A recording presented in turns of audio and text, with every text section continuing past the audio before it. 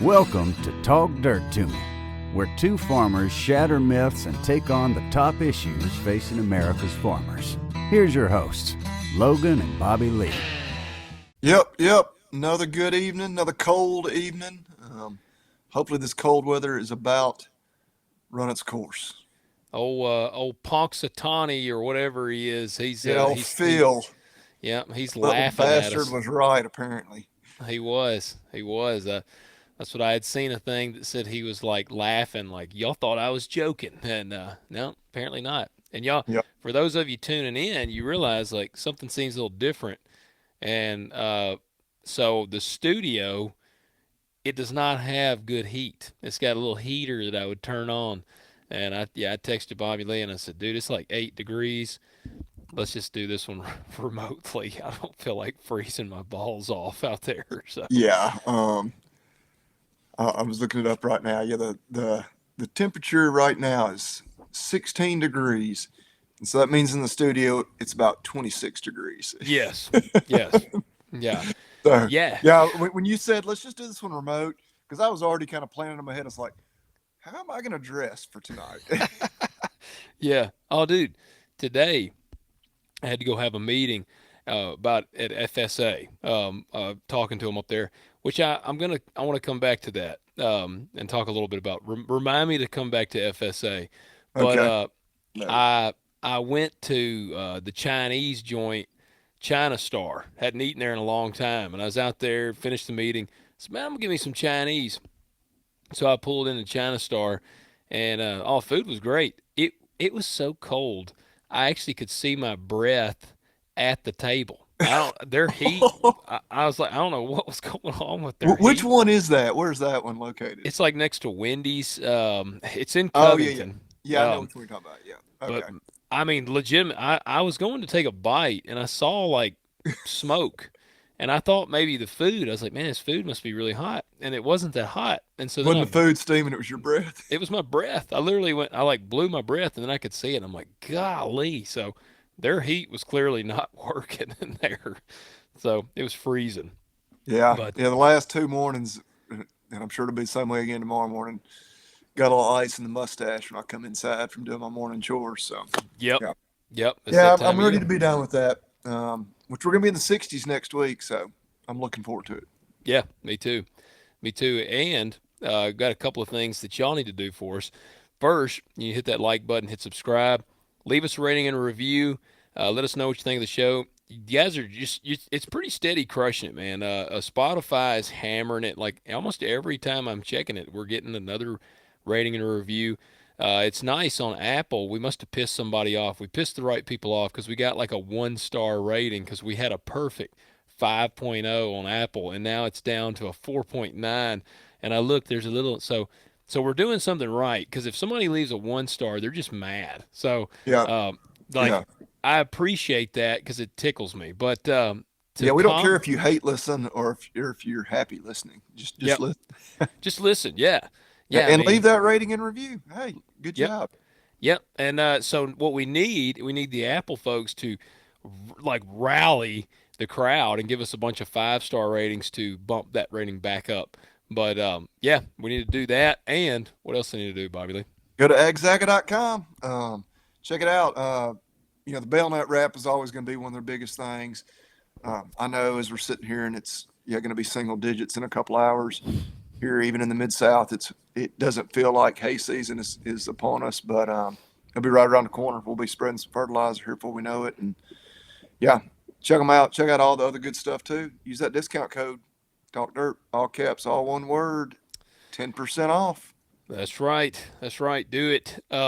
So Hey, what you sipping on? I'm drinking Elijah Craig, man. It's I'm still that same. I have legitimately only time I'm drinking now is on the podcast. Good deal. Yeah, I was like last night I almost caved. I hadn't had a drink since last episode, and I was like, man, I just really wouldn't mind having a drink. But it's kind of like one of them things where when you start I'm sure it's the same for you. Like when you're trying to eat better, you do really well. So then you hate to break the streak. Like Oh, yeah. that's tonight. I almost was like, I'm just gonna have a liquid death or something. Like I'm not gonna But I said, what the hell? One drink ain't gonna kill me. I haven't had any whiskey or any hard liquor since last week. What are you having? I'll have a beer every here and there, and my White Claws. Your way, yes. I got Woodford Reserve. Okay, Woodford Reserve and a glass of water. there you go. I Yeah, won't wake up parched tomorrow. I We had a meant to bunch of get we had a one. big pot of chili. So that's a little bit salty. I was like, yeah, I probably need to be sure I'm hydrated before I go to bed. We had chili last night. I was good and I'm Yeah, gassed up, man. good chilly weather right now. Yes, it is. We had soup tonight, so that's what this is. This stuff just makes me want chili and soup. Yeah. So, um, but yeah, no, I almost resisted. I've been sharing stuff for people that are out of the Sornex clique. I actually share. I don't even know if I've told Bobby Lee. I just remembered. Old Bert, I think, is going to come on the show. Oh, good From deal. Bert Soren. Yep, Yep. from Sornex, and he has this farm. Bobby Lee's seen pictures of it. They host this thing called Winter Strong at, and he's going to come on and because it's agritourism really what they do there, and they host events, and so he's going to come on and kind of give us the history of that. But yeah, they're doing benchuary right now through the month of February, and I've been doing it, and I kind of needed this drink because tomorrow is going to be absolute hell. Like this is the third week, so yeah, next is that right? Yeah, next week. Yeah, next week will be the Maxing week, and Yeah. Next week. Yeah, we're what next? Yeah, next Saturday, I guess, is March 1st. Yeah. yeah, So that's crazy. That is crazy. So yeah, Bill Gillespie's programming it, and it's going to be hell tomorrow. So I was like, I can have a drink tonight. But we got a few different things tonight. We got some emails still. We got some we got to address. Um, I don't know. Let's see here. Yeah, we'll start with this one. There's a few topics as well, but we'll just see how we go on time with the emails. Because I wanted to read. I got one I want to read first because it's very relevant right now. So this one comes from Randy from Canada. So Randy said, "Hi guys, I thought we were good neighbors and didn't know that we were a burden to the USA.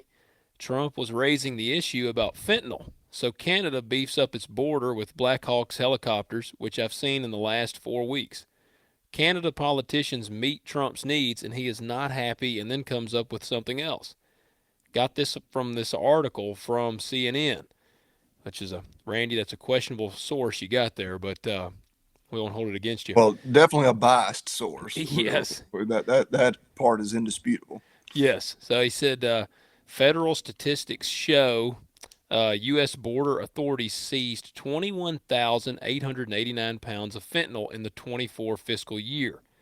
Of that amount, 43 pounds were seized at the Canadian border, so about 0.2%, compared with 21,148 pounds at Mexican border, 96.6%.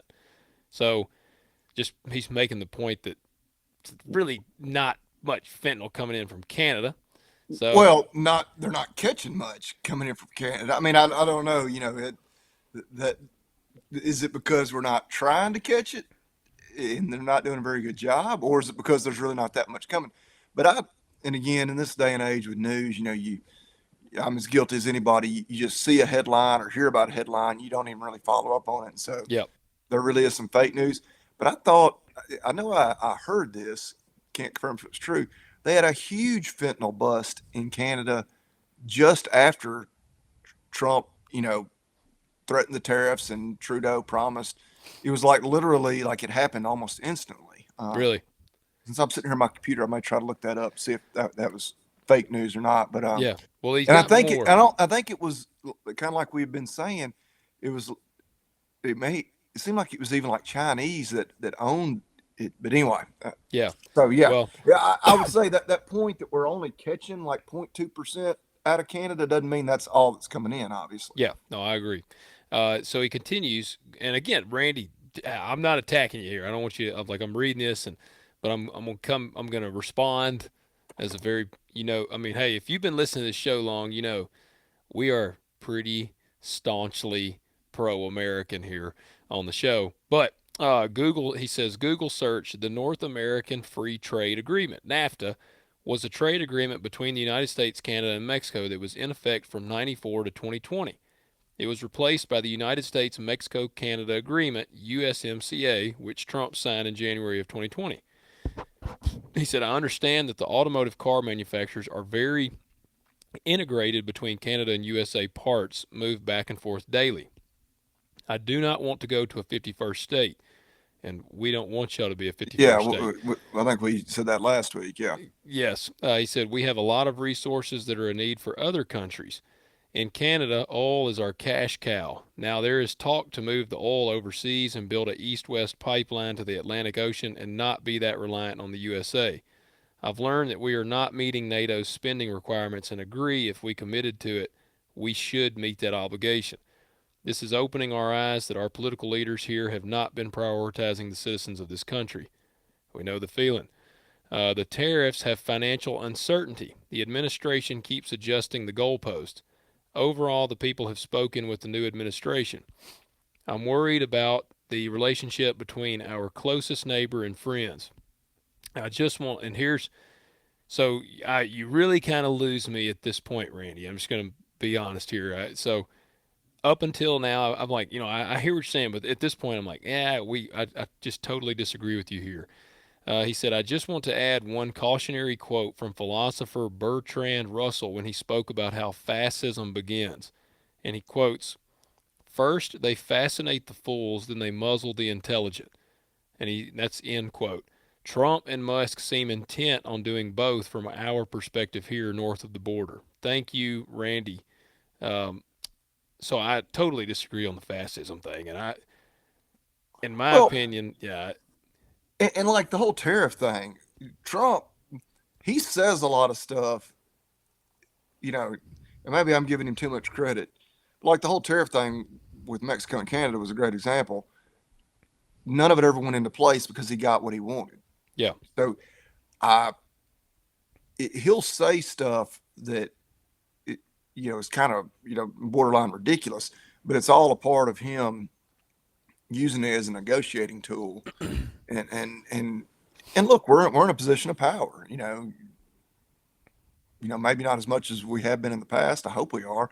And so why do we let other countries take advantage of us? But no, I think Canada, I mean, obviously we, share borders with Canada and Mexico, and some of that, it's like, all right, if we're going to enact this stuff to Mexico, we can't forget about Canada too.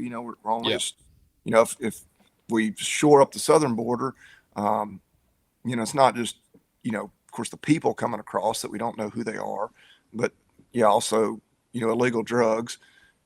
We need to go ahead and make those, even if there's not a whole lot coming across the Canadian border yet. Well, if all of a sudden the southern border is shut off, we don't want everything shifted north.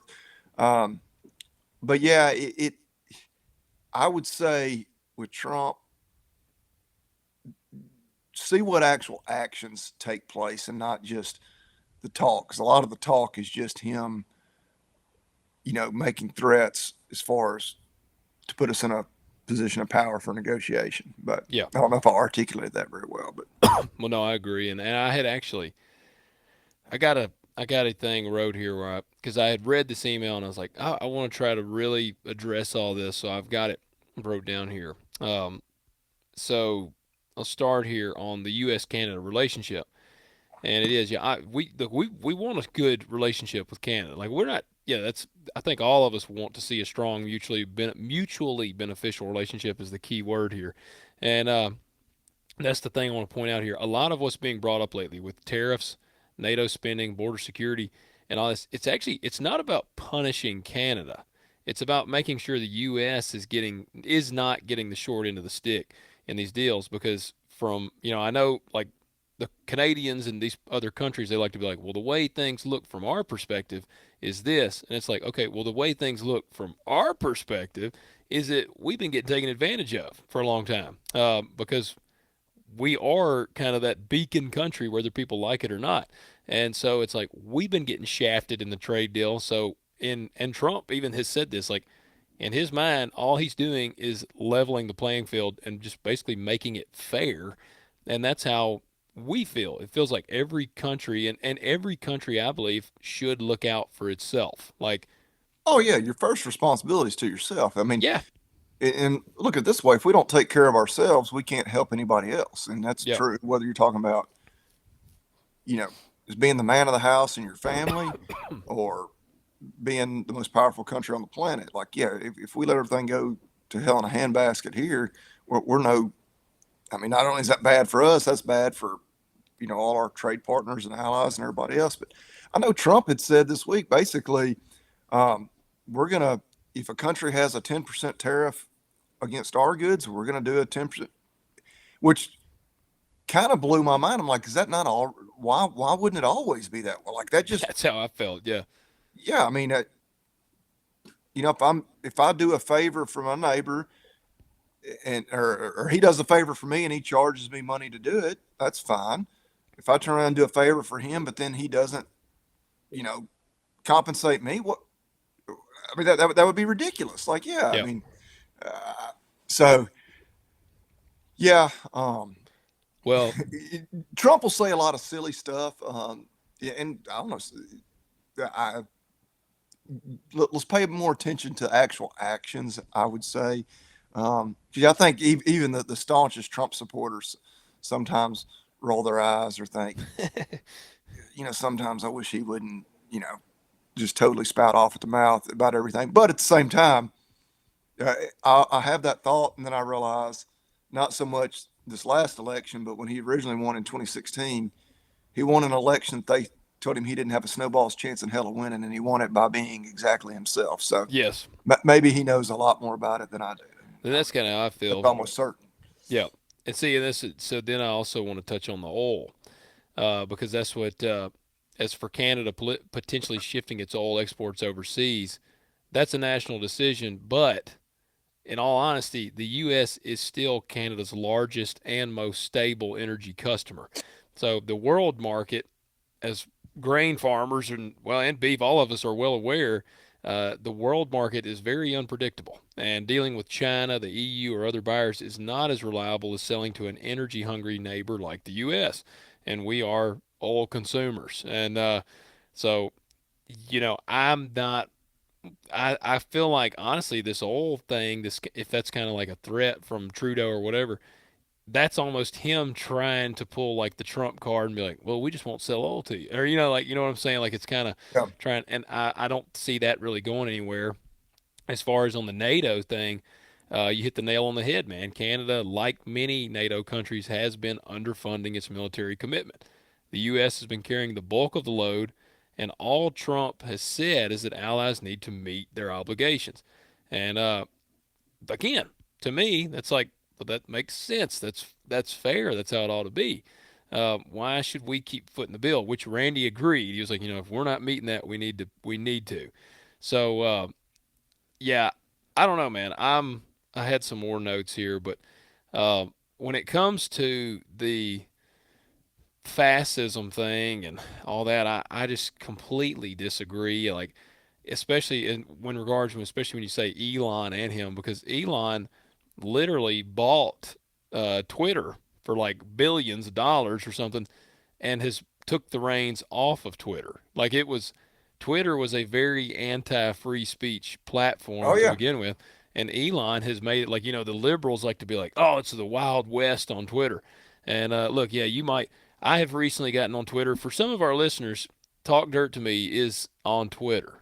We have a Twitter page now, or an X page. And yeah, you got to watch it. You might be looking at cattle and all of a sudden see some titties, but you never know what you might see on X. But Yeah. Which I follow some ag people that every now and then, they'll share something that's, yeah.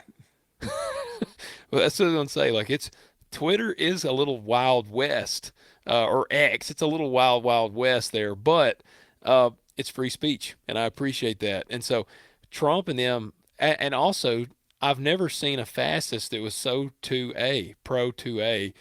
He's like trying to roll back a lot of anti 2A things. I mean, Oh, no, that's the first thing they're going to do is take away, your ability to fight back. yes, yes, your guns, which protect your right to free speech.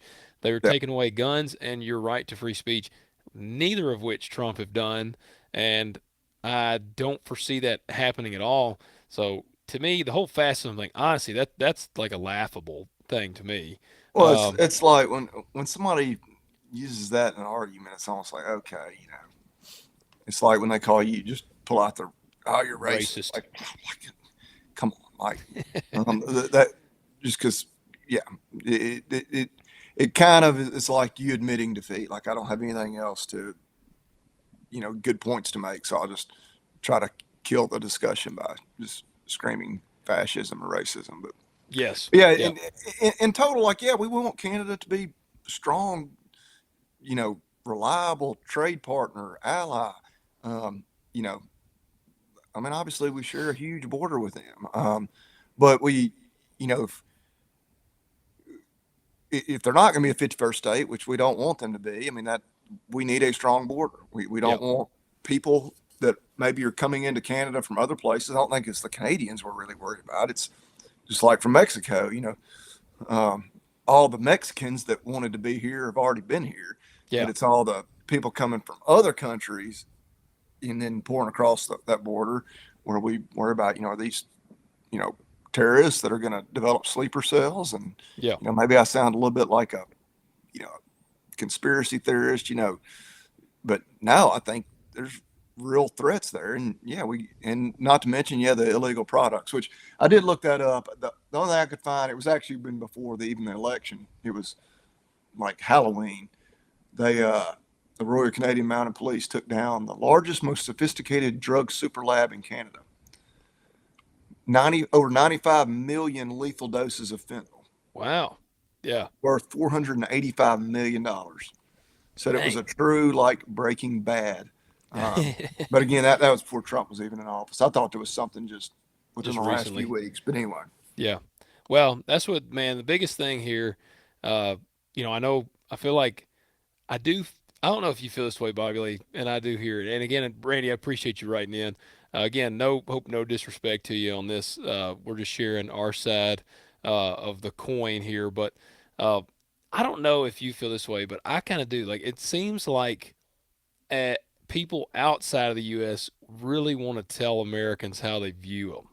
Uh, like I see that all the time on social media. They want to be like, "Well, here we look at you guys like clowns or something," and it's kind of like the old thing where it's like you're worried about me. It's like I don't even know who you are. It's kind of how I feel. It's like I'm so like in just our area that frankly, man, I don't worry about what other countries view us as.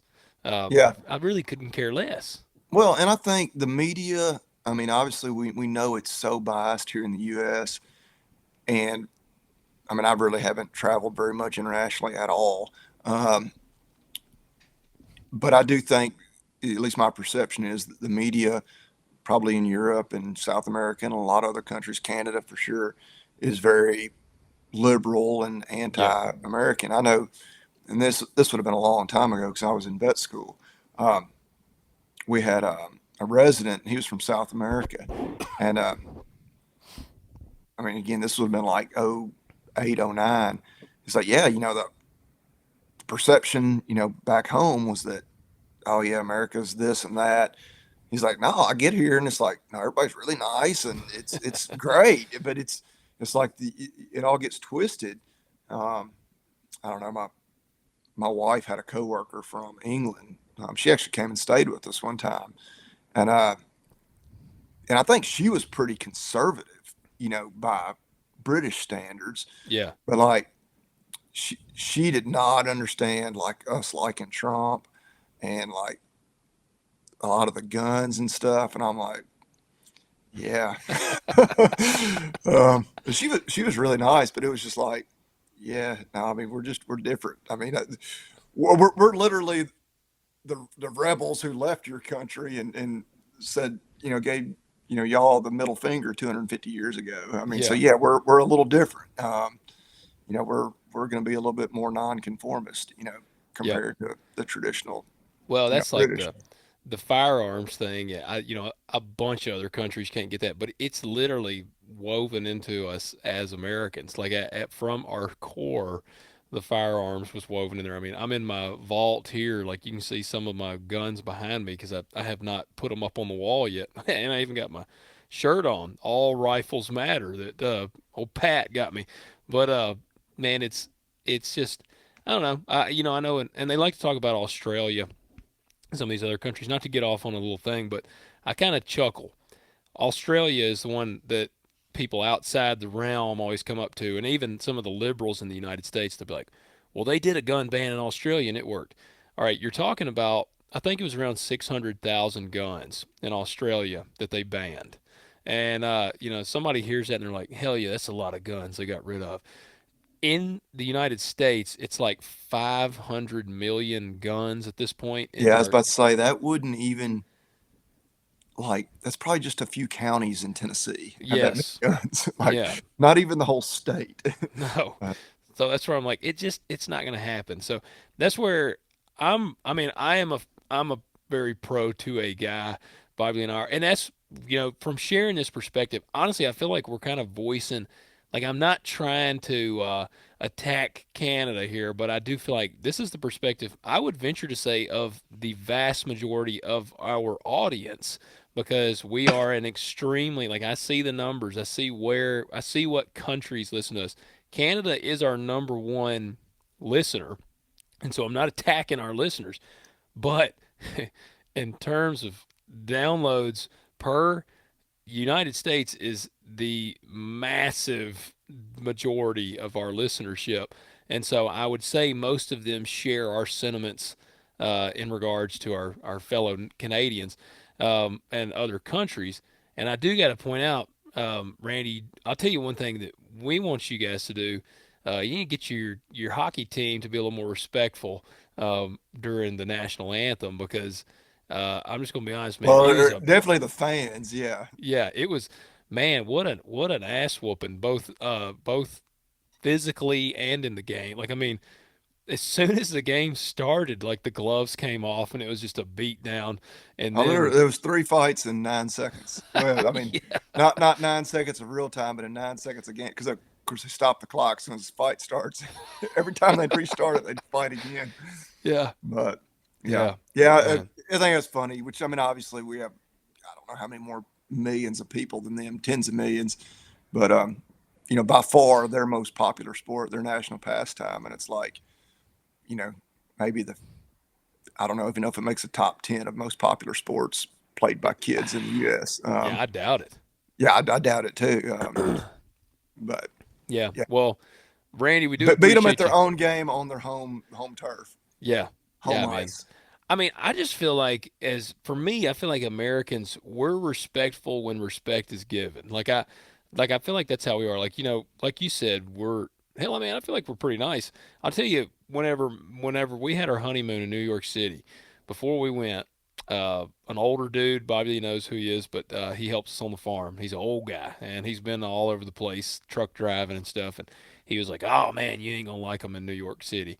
And I said, "Why?" And he was like, "Man, they're jerks in New York." And I said, "Oh man, really? I've always kind of just wanted to go see it." And we got there, and dude, it was great. Like I had a great time. And my dad had heard him say that, so he would tell everybody, he's like, "Yeah, it's a bunch of buttholes in New York." And I'm like, "You've never even been."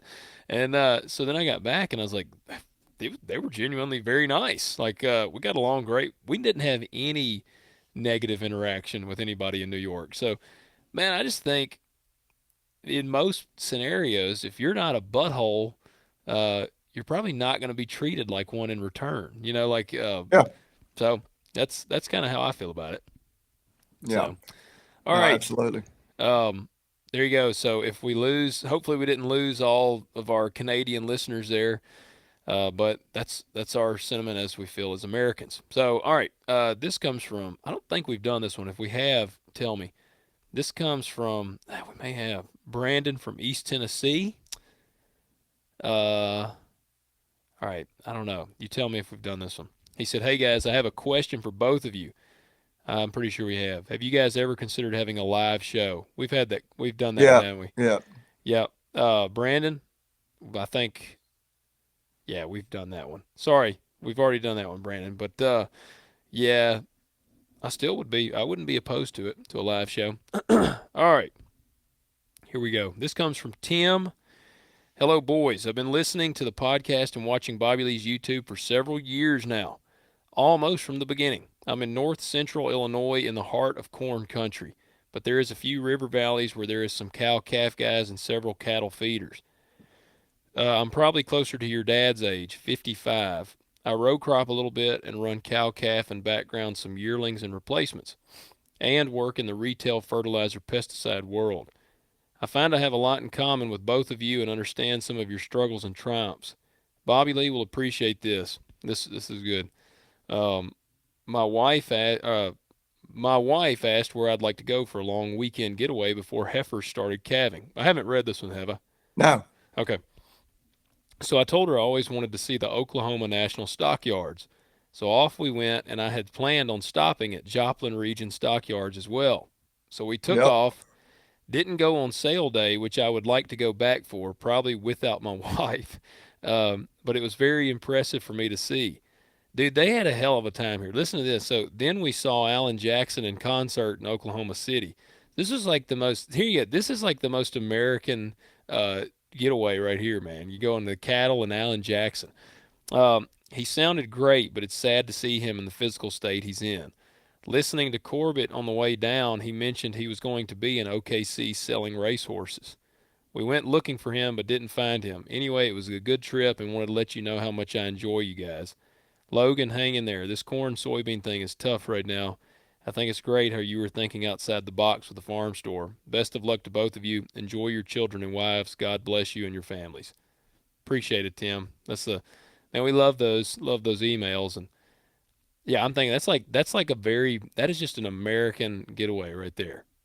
Yeah. Now, Corbett may have actually been at that exact concert because I know when he was talking about it, he talked about how when he was in Oklahoma City, he saw Alan Jackson. He said the same thing. He's like, man, it was just really, really kind of sad and just to see him in physical condition he was in. Is he Um, sick? I don't know what exactly was going on, but yeah, he's got something going on health wise. Dang, I didn't know that. Yeah, I didn't either until I heard Corbett say that. But yeah, going to Joplin, that's a that's an impressive outfit. And then going to the stockyards at OKC. Um, I hope they went to the Cattleman Steakhouse that's right there at the stockyard. That we I think when haven't you when been there? when we did our trip out west, we literally going out. We went by Joplin. We went West Plains. We went by a bunch of big stockyards. Just because I was kind of did the whole thing. I was like, we're not getting on the interstate. We're going just 2-lane highways and all. And we got on the interstate a few times. But then coming back, we came back through OKC, ate at the stockyards, um, did all that. So, yeah. I know. I think Brock talks about the West Plains stockyard a good bit. Yeah, Ozark Regional there in West Plains. Yeah, they have a big market there. We were driving out. It was like a Saturday. And so none of the stockyards are open, but we just kind of pulled through and saw the grounds. But yeah. How far of a drive is that to like OKC, like the Joplin, or let's see, the Oh, Oklahoma National Stockyards? How far of a drive is that? say I'm sitting right here at my computer. Let's say is that For about us, I want to say it's about 7.5 hours. okay? Not that Yeah, bad. yeah, not terrible. Yeah. Okay. We ate Um, dinner there and ate an early supper, and we got home at like 2 in the morning. My I think I kids thought remember we that. were planning on stopping and having like one more night in a hotel. We weren't going to drive the whole way back, but we left Estes Park like 4 a.m. Made it to the stockyards for dinner, and then I said, "Well, I'm just going to drive till I get tired." And we got home at like 2 in the morning. Man, man, it's tough driving in the night at night like that for me. I start getting pretty tired. I could start smelling home, and I was like, "Yeah." Kids were pissed off when, we woke them up and we were in the garage. They were like, "What the hell? We thought we were gonna stay one more night in a hotel." I'm like, "This is better than a hotel. You could Yeah, sleep you're in your own home. bed." Yeah, yeah, you're literally home We were gonna stay at like a Holiday Inn Express and somewhere in the middle of Arkansas. Like, no, with this like is better than. cockroaches crawling on Yeah, top of you. yeah. Yeah.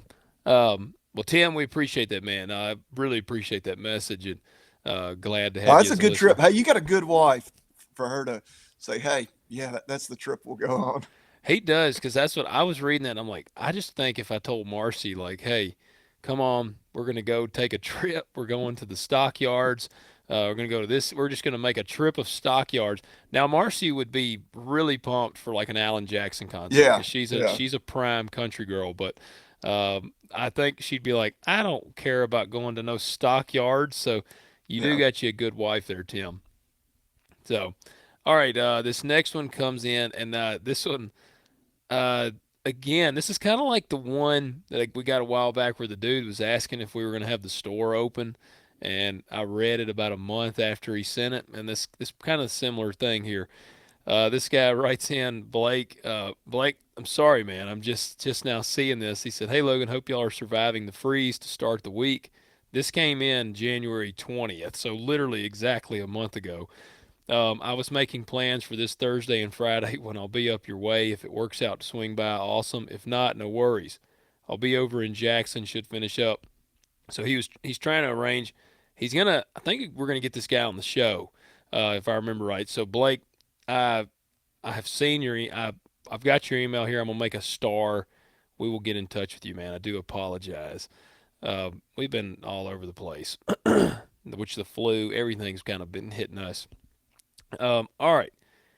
Here is from Kyle. Kyle writes in, Logan and Bobby Lee, thanks for the podcast. Keep up the good work. I enjoy listening to y'all while I'm at work, but I have a question for Bobby Lee. I'm on a small family farm with 13 head of cattle. Am I better off? All right, hold on. Have we done? We It might have sounds done. familiar. Yeah, he said, I'm on a small family farm with 13 head of cattle. Yeah, am I better off AI breeding my cattle or buying a Yeah, bull? We did yeah, that we one. did that one. Yeah. All right. Yeah, Kyle. Appreciate you, man. Making sure we got you. All right. Here is. Okay. Okay. This comes in from David. David's been a long time listener here at the show. He said, "Hello, Logan and Bobby Lee. David here. It's been a while since I have written into the show. However, your last show, number 172, on February 7th, sparked my interest in writing in. You all talked about subsidies and farmers struggling to get by. This happened to my dad, who called it quits in 2016. My dad, unknown to his kids, had accumulated over 300,000 plus in debt. Farm Credit told him that they couldn't give him any more money to continue, thus forcing his hand to get out. We auctioned off all of the equipment except our John Deere 2520 tractor. That auction only brought around $30,000 to $40,000. Since most of the land was rented out, we didn't have much to sell, but did sell around 60 acres to a local farmer. Dad got a job with a seed company where he sold soybeans that shipped beans to Japan.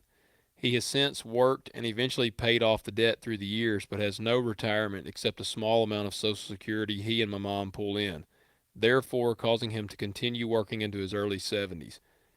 As a kid, I thought the farm would always be there, but I didn't know the reality of how hard it really can be financially.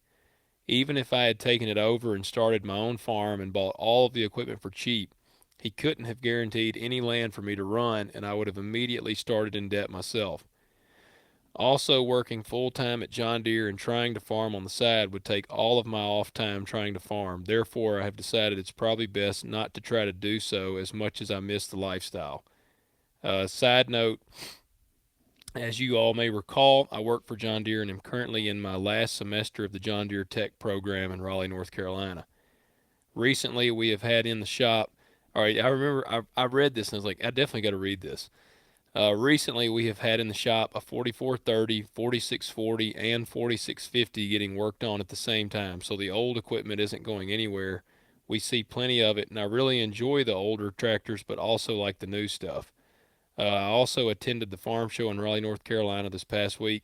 Be cool to see you there sometime. Just give a notice beforehand if you do. Sorry for the long message. Love the podcast, YouTube, and look forward to each episode of the podcast on my way home from Raleigh each Friday.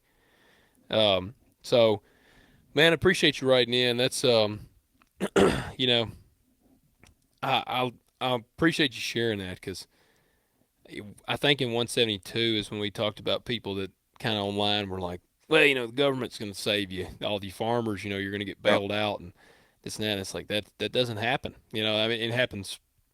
If it does happen, that's the rarity. And this to me is pretty much I would say that's pretty normal. And I know some people listening might be like, dang man, how do you accumulate over 300,000 in debt? That don't take very long. I know. Yeah, you don't have to be you don't have to be working a ton of ground. Uh, Yeah, and I don't know what the time frame was on that, but yeah, especially nowadays, when he, how long ago that was. Sounds like it was relatively recent, and yeah, it's just golly, yeah, it doesn't in this day and age. Yeah, I mean, I'm getting ready to go not that far in debt, but not terribly far away, just buying some calves, yeah, and and we shouldn't lose it all. We do some things to try to protect ourselves, and obviously I'm going into that debt, expecting I'm going to pay all that off and then put a little in my pocket at the end of the year. Otherwise, I wouldn't do it. But yeah, it's easy to go that far in debt. yeah, it is, and I Too mean easy. that. Then that's the thing. It's too easy, and And that kind of story happens all the time. Like you don't see that one. Nobody puts that out there on social media, not regularly. It's just pictures of, big shiny tractors and combines and lots of cows, out, you know, on a, beautiful lush pasture. But yeah, now the reality is it's yeah, it's tough, and it has been. It's not like that's a new thing. yeah, it is, and that's where um, at the end of this paragraph here, he said, I have decided it's probably best not to try to do so as much as I miss the lifestyle. And man, you work for John Deere, so like you're involved in ag, and this is something that I want to encourage people. And I feel like this is what we've done. We've had guys in ag precision. We've had crop dusters. We've had crop insurance guys, and we'll continue. We're very much due some guests. We got a few in the works, but we're gonna have more guys that aren't technically farmers, but they're in the industry. And man, you can love ag, you can support ag, and you can work in ag without having to be a farmer. And dude, my agronomists that I deal with, they're just as important as the farmers. Like those guys guide me on what to do. And I mean, I'm talking to my seed guy. I talk to him every week. Like I call him literally every week. And my fertilizer guys, I'm relying on them. Like there's a lot of stuff. Hell, with the way thing is freaking crappy as things are, like I myself I've even looked, and I'm like not a big college guy, but myself have been looking at like agronomy or ag precision stuff. Like if I were to ever be like, man, you know what? I'm just gonna bite the bullet and do something like I would probably want to stay in the ag realm, but I would do something in that ag precision or ag because there's a lot of really cool things in ag you can do. I mean, frankly, there's some things that are cooler than farming that you can do in ag to me. Like some of that ag precision stuff where you're getting to like test, all right, we're going to try to revolutionize this equipment, or we're going to change, we're going to test out planting different populations and do this and that. Like, man, that kind of stuff is cool to me. So working for John Deere, man, I mean, Bobby Lee and I, we had a really, I feel like a pretty heavy conversation last week about, you know, calling it quits or knowing when to walk away kind of thing. And I think that's just as important as knowing like maybe this isn't the maybe I don't need to be the actual farmer, but I can be just as important of a cog like in the wheel of Yep. American agriculture. Well, and a lot. I mean, yeah, you don't have all the freedom of being your own boss and that sort of thing, but you also you know what your paycheck's going to be. Yeah. At the end of the Oh week, man. and Yeah. and yeah, there's not that risk of you showing up to work and losing money. Yeah. At the end of the year, you're like, oh, actually, no, I owe money to my employer. Basically, now you don't have that problem. Yeah. Um, you owe a lot of money to the government, um, but Well, that Micah that we had on here, um, works, help works for Helena and really good dude, and he's in the agronomy and he pulls soil samples and stuff for me, and he was telling me Micah's a great guy, like and I would tell him to his face that Micah's a great dude. Um, Micah was telling me like he's been out soil sampling, and when they soil sample, they're in like side by sides, and they pull this thing, and I don't know how it works, but they pull grid samples like on the farms, and it was him and another dude that he works with, and he said, man, he was just telling me, he said we were out there, we were doing this soil sample, and he said, man, I just stopped, and he said I turned to my partner there with me, and I said, dude, we get to do this. Like we're getting to do this for a living. Like somebody's paying us to do this. Like he loves what he does. And Yeah. he was like, dude, I'm getting to do this for a living. He was like, I would do this for free and I'm getting paid to do this. And so, No, that's man, awesome. it is. And that's where I'm like, man, that's the kind of thing, I don't know. Yeah, I don't want people to be so hung up on, I got to be the one physically putting the seed in the ground, or I got to be the. I mean, dude, I think even I've kind of got a heart for manufacturing coming from the machining background. I think about like the cattle stuff, like the chutes when we were talking about the different chutes. Like that's cool to me. Like the seeing all the different hydraulics on the arrow quips and like all these different like hell, hey, there's even part of me. It's like it'd be cool to build stuff like that. So man, there is a lot of ways to work in the Well, industries. and of course, we kind of, I don't know, we like hate on the BTOs, but you get a little bit of a negative stigmatism around them. But there's a lot of those outfits that say you go to college, you got your ag degree. I've got guys that I went to school with, fraternity brothers of mine. They're I don't know if you call them a farm manager or Yeah, they're but they're farming. They're just working for a really huge farming outfit that you know needed really high level top hands, and and and you know making good money. and again that they're getting a paycheck, and I don't know, they may have incentives built in where when the farmer does really good they get extra bonuses, whatever. I don't know all those details.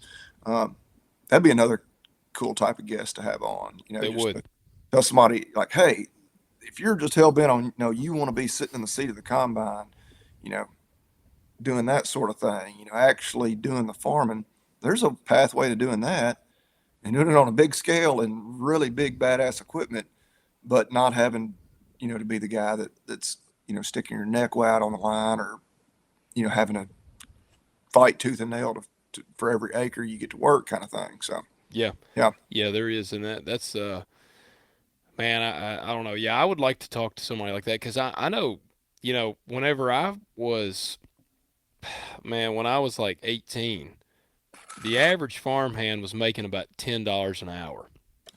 I can tell you now, uh, most I would say a good farmhand, man, you can make $25 an hour, and that's pretty good. Like especially you're going to put in a lot of hours at times, but then there's a lot of perks that come with it. Like man, a lot of time you're going to have a lot of time off as opposed to a lot of time on.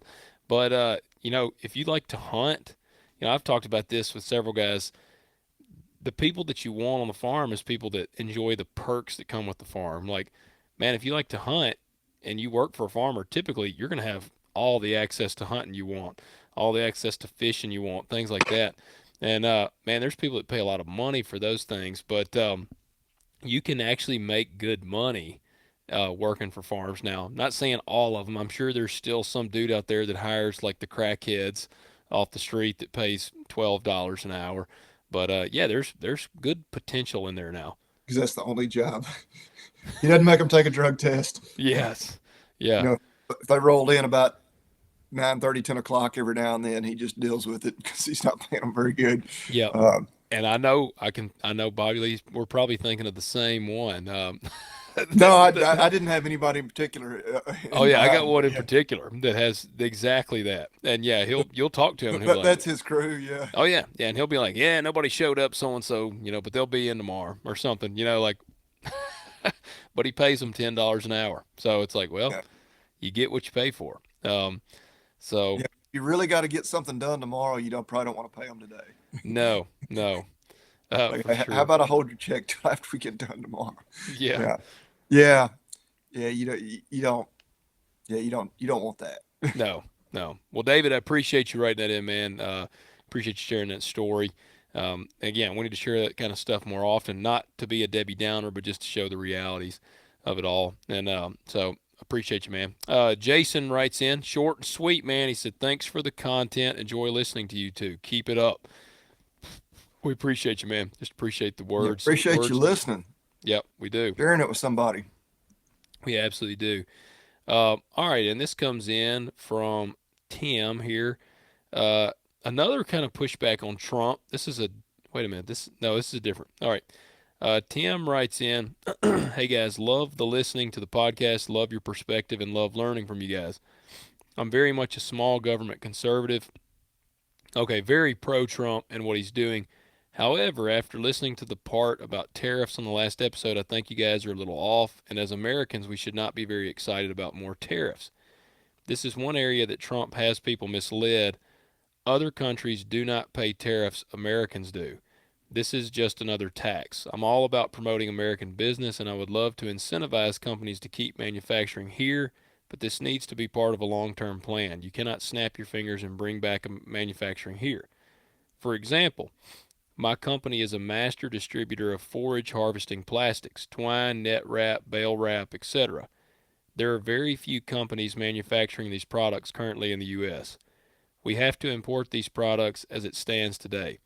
In fact, one of America's only net wrap production facilities just shut down in December. Net wrap production is very labor intensive and historically has been tough for companies to find employees to work in the production facilities. When we import these products, my company pays the tariff to the U.S. government, not the country we are importing from. Since we pay this tariff, we are forced to pass this on to our customers, farmers. These tariffs will only raise prices and hurt farmers and all consumers. This is just one example, but I just wanted to give you guys a real life example of how these tariffs actually work. Trump paints the picture like China and these other countries pay the tariffs to the U.S., and that's not how it works. Tariffs are just another tax on American people. Anyway, thanks for what you guys are doing. Keep up the great work. I'm happy to discuss further if you're interested. Tim. So appreciate you writing in, Tim. Appreciate the perspective. Admittedly, I'm not an expert on tariffs. I No, and know. I'm not either. Now, I understand it to that degree that yes, if we put a tariff on the goods that they're selling to us, right, that it does get passed on to the consumer.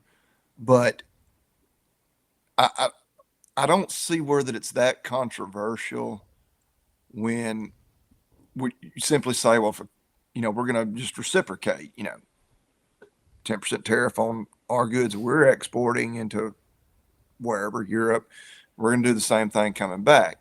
Um, and I'll admit, like, yeah, a lot of this stuff, it can be painful, especially at first. Yeah. And as much as, right, we want, I mean, it's the reason we do a Made in USA segment. We want everything to be made in USA.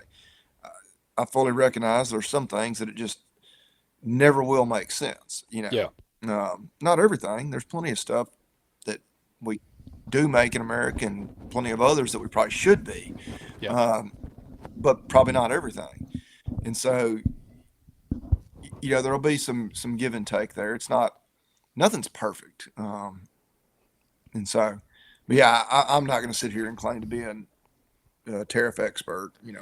There's plenty of those people on social media. They Yes, there is, and I'll tell you, Mike, my thoughts on it is, again, I'm like I just believe, I guess I believe in capitalism to this degree. Like, if you have the tariffs and it is driving the cost up, then, and it's the what did he say here is the challenge is, well, I'm trying to find it here. All right, the net wrap production is very labor intensive. Um, and he says historically has been tough for companies to find employees to work in the production facilities. Um, he said when we import these products, my company pays a tariff to the U.S. So I am like a capitalist at my core in the sense that I see like, okay, if the tariffs are coming, the prices are coming up. I understand you say it's very labor intensive, but I just feel like somebody will feel that need. Like somebody in the U.S. will say, okay, yeah, it's labor intensive, but we got these people and we'll pay them well enough. Like it's going to be a little more expensive because it's going to be American made. But at some point, yeah, let's say we put 100% tariff on it, whatever. then it just gets to where it's ridiculous. And net wrap costs $800 a roll. Well, yeah, pretty soon the market's going to figure out, true free market capitalism. Somebody's going to say, all right, this sucks. It's labor intensive, but you know, the imported stuff is getting sold for $800 a roll. I can now it makes sense. Like I can pay somebody $20 an hour to do Yep. this shitty work, because I can sell it for $600 a roll, which is ridiculously high still. Yeah. But we can make a really good margin there because there's not going to be the tariff on it. And so, yeah, and I mean, I don't know if that's a perfect example, but yeah, you're right. But we don't have a true free market. You Yeah. know, the government's got their thumb on the scale in 1,000 different ways, and you know, via regulations and all kinds of crap that makes some things a lot tougher than they need to be. In terms of getting going and running as a business. So, Yeah. but anyway, Yeah. Well, like I said, man, we don't claim to be tariff experts. I'm just kind of like, hey, man, my words of advice to anybody on the Trump thing and this stuff, it's kind of like, let's just hang on. Let's see what happens. I've told somebody the other day, I said the country's been around for a couple hundred years now. Uh, well, one and if man I isn't have going to to pay a unravel little it more all. money for a few particular goods because of tariffs, but then as a result of that, you know, the trade deficit, and I'm not naive enough to think that, well, all of a sudden, maybe taxes will go down because we'll have generated so much money, this tariff revenue. Uh, ideally, you would like to think, well, yeah, it'll work out in our favor. But I do think that, yeah, looking at just one tiny specific example is not, very wise, because the overall, yeah, it may hurt in this one little area, but the overall greater benefit may far outweigh that. Yeah. You're expecting it does, obviously, or you wouldn't do it. Yeah. Yeah, no, I agree, man. I agree. Tim, we appreciate you support. We appreciate you writing in. Appreciate the perspective. Absolutely do. Feel free to write back in. Let us know your thoughts. And let me see. We're kind of at the end of the line here, but I got is this one last one here? All right, we'll get to this one real quick. Kellen writes in, "Hey guys, I have a couple questions for Bobby Lee. I'm a 16-year-old cattle farmer in West Tennessee. Man, that's like hustling there. 16 years old. He said, I've been in the cattle game since I remember. I bought my first couple of cows a few years ago in my own hay equipment last year. Bobby Lee, with the market what would be the best way to expand the cow herd and make money? Man, what a question. That is a tough one. Keep up the good work, guys. Appreciate I you writing probably in. wouldn't expand right now, Yeah, just because this thing is cyclical. You want to buy low, sell high, and so right now, um, yeah, buying a bunch of bred heifers or anything, that they just, I would say, just bide your time right now. I don't know when the market's going to come back down. If I did, I'd just be playing the futures and get rich doing that. But some uh, marketers are projecting about 2 to 3 years. yeah, and you keep hearing that because it's just where the national cow herd is right now. You know, and you could go the cheap route. Take some risk on some sale barn cows that you know maybe are thin. And that creates. I mean, you're taking some risk, all kinds of risk you could run through there, um, but not a good time to really be trying to get in. I mean, and you could potentially make it pencil out. If you bought some heavy bred cows that are, going to have calves that would be ready to sell this fall. Um, but yeah, I don't want to say your luck because I don't know your luck. Maybe it's better than mine. But you buy it and the market would come crashing down before we made it to fall, and you had those calves weaned. So I don't know. I can tell you what we're about to do, and like we do most years, we're going to buy a bunch of really expensive 600-pound, hopefully bulls, because we can get them a little cheaper. we'll turn them into steers. Feed is cheap right now. We're going to turn them out on pasture. We're going to push more feed to them than we, historically have, and try to sell them here after about 4 months, and yeah, make enough money to pay back the loan and hopefully put a little in my pocket. Yeah. So I don't know.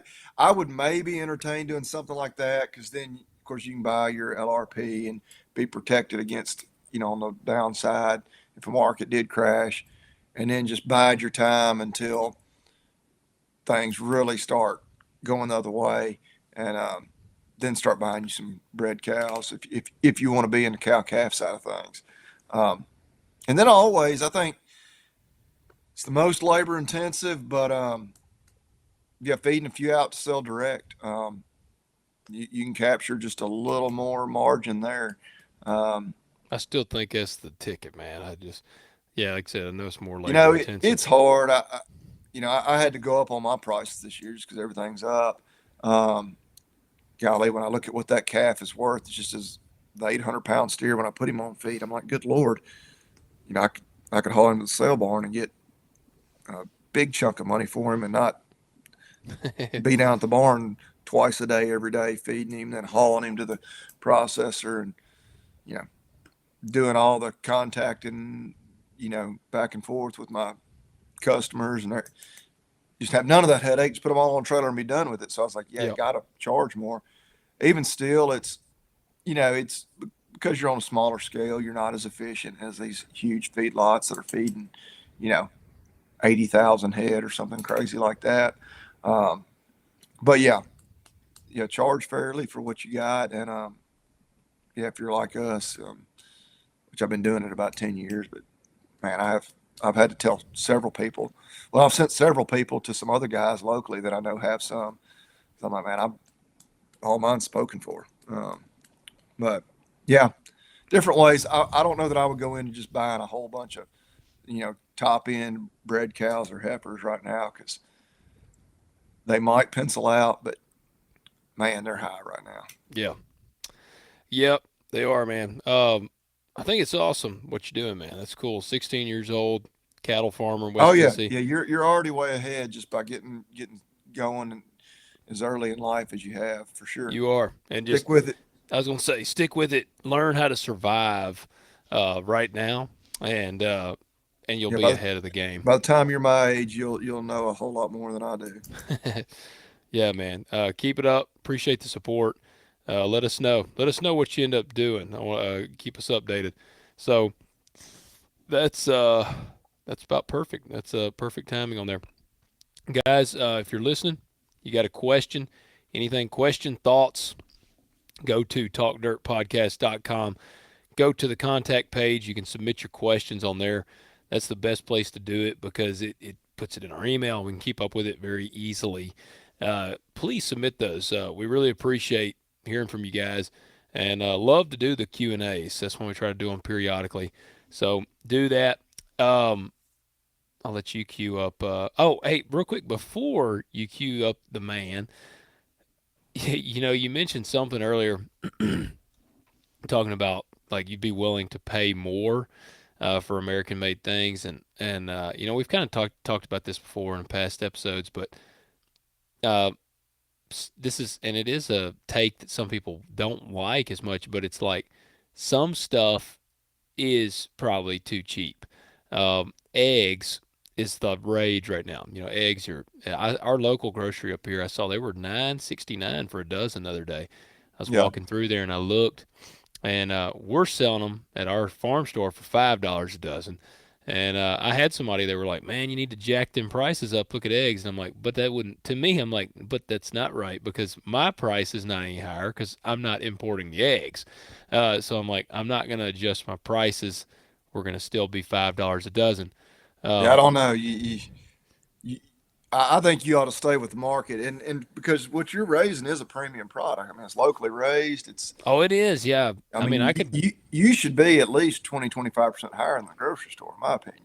yeah. Oh, yeah. Well, we've been selling them out like crazy. I was about to say, if you put that out there that you're selling them at that price, you're gonna have to hire security. Yeah.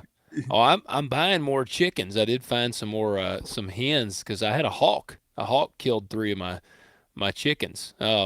My But wife bought some last weekend. did she 'Cause get I was going some? to buy some baby chicks once they start selling at the farm stores here in a few weeks. Yeah. But good Lord, it takes, Oh, what, 5, 6 months yeah, before you're getting 6. eggs. And just through I'm gonna Facebook buy. Marketplace, found somebody that was getting rid of some. I was like, hell yeah, go buy them all. Good. I've seen her commenting on on Facebook like looking for hens. Uh, I'm gonna buy some chicks as well. My goal for this year is to end up with 100. I want 100 chickens at the store. We're gonna keep kind of pushing that, and then maybe next year I want to eventually get up to I don't know 250 Yeah. chickens. Well, I don't know. Um, You may have put your pencil to all your cost on your feed and everything else in your time, but I guarantee you they're worth more than $5 a dozen. oh yeah, well I'm sure they are. I'm sure they are, and we'll see. And now Marcy and I actually were talking about. She was like, we really need to like figure up what we're spending because Yeah, no, I, I I I think you'll be haven't. disappointed. You're gonna be like, damn, we should have been.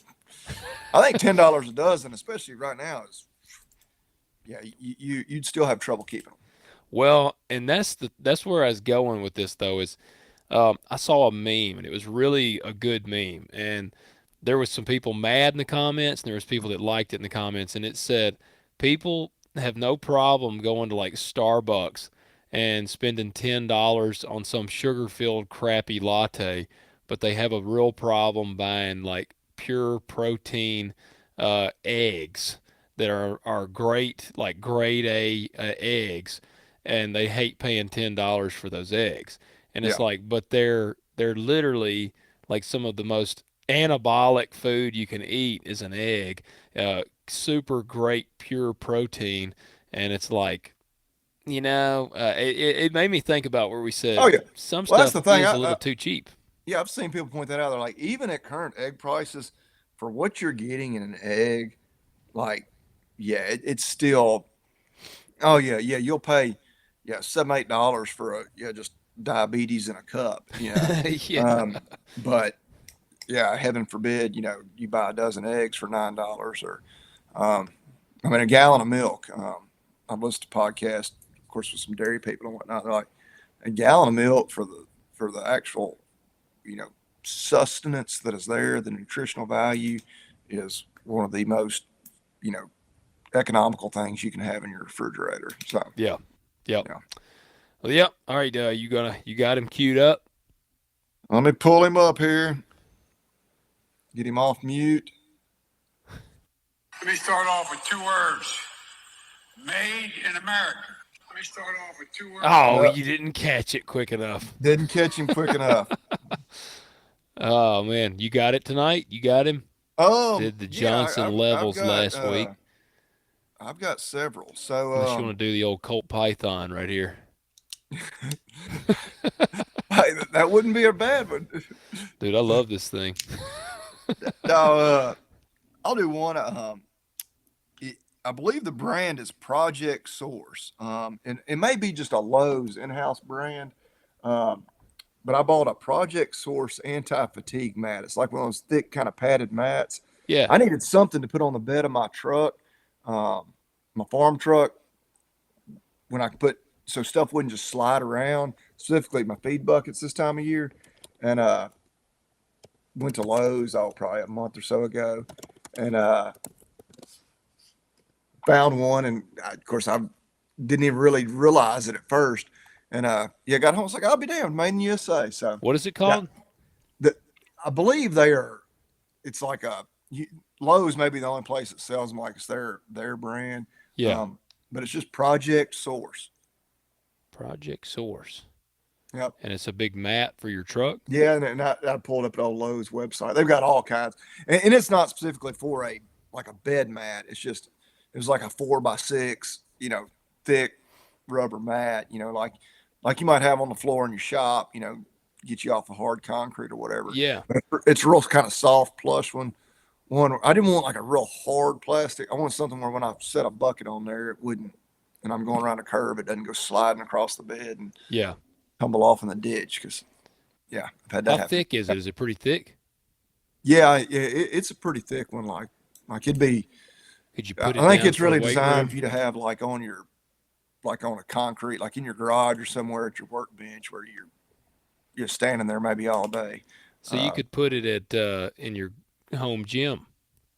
Yeah, yeah, I'm saying because I put the thick they're like 3/4 of an inch thick rubber mats down in our gym in there, and yeah. yeah, I'm thinking I'm like, man, that would have been a good thing to put down in there too.